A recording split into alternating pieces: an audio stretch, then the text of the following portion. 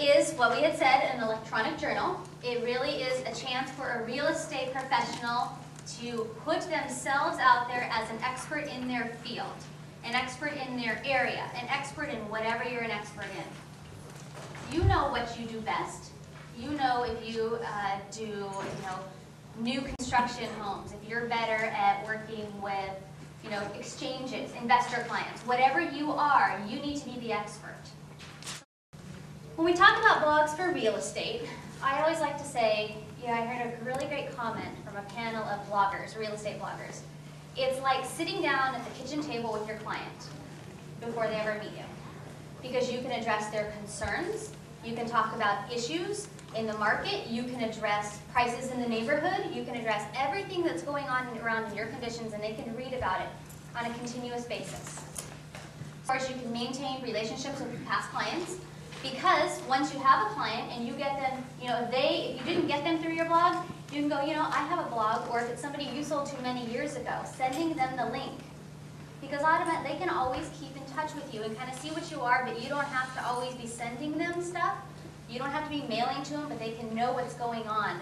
And really, you can still be their source of information. One that I think is it's really cool. It's called The Real Estate Tomato. It has a really weird name, but it is a website that talks about how real estate professionals can use blogging in their marketing. So I'm going to pull it up right here just so you can get an idea.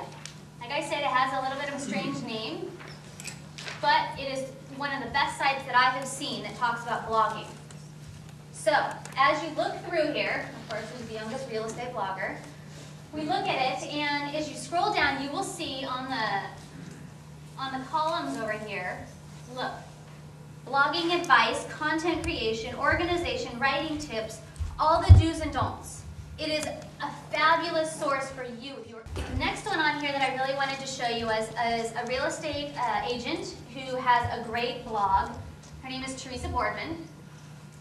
She sells real estate in St. Paul. No matter where you're located, you need to be the expert in your area. So I just wanted to show you at least hers, though it's St. Paul. Some people out there, I think it's a great sample that you can look at. Let's see here as we pull it up. She uses a lot of photos. She doesn't write constantly, but she does write more, I think, than other bloggers that I have seen, because that's what she feels comfortable about. So you look at it, it looks like a regular old website. So here she's talking about the cop shop. Like I said, you can pick ideas that aren't necessarily only real estate related, but should be something within your community. So you can go through and search. I think the best way to know what to put on your blog is by looking at what's out there. Look at what the competition is doing. Look at what other industries are doing. Other industry information gives you a lot of ideas and gets your juices flowing to see how you can be different than everybody else in the industry. So I would take a look through. Like I said, she does all kinds of certain pictures, and she puts links on there. And here, $10.99, all right. So it's all about it that you can take a look at and kind of get an idea of how somebody who I think has been doing a really good job in the industry is using it as a tool. And the only other thing that I think that I heard that was a really great idea to use blogs for was all the questions, all the concerns, all of the things that your clients currently call you for all the time, write them down and answer all their questions via your blog.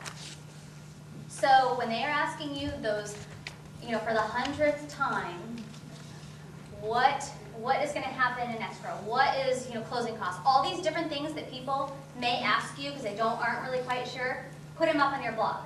Because all your other customers are probably thinking it, and they want the information, and it's great ways for you to have content. So just list your questions. Language. Language is the question. If you have bilingual customers, Spanish, English, whatever other languages you service, I would say allow people, if they want to blog in Spanish on your website, let them. Because you're going to be hitting both markets. I would just let them. If you want to write in Spanish one day and write in English the next day, and you know your target audience likes to read in both, I would do it. I just wonder, do you have the ability to read and review and approve information before it actually posts onto the blog? Yes, because you can have, you don't want people posting up stuff that you don't know. Exactly. Yes, of course, it's how you set up your blog. You can give permission to certain people, or you approve everything that goes up before it gets posted up. But if you're looking at the market of the future, you're looking at Generation X, and they want to see it. Latinos, Americans, Chinese, Vietnamese, all of the cultures that are Generation X want blogging and want great websites. It's not an option for you.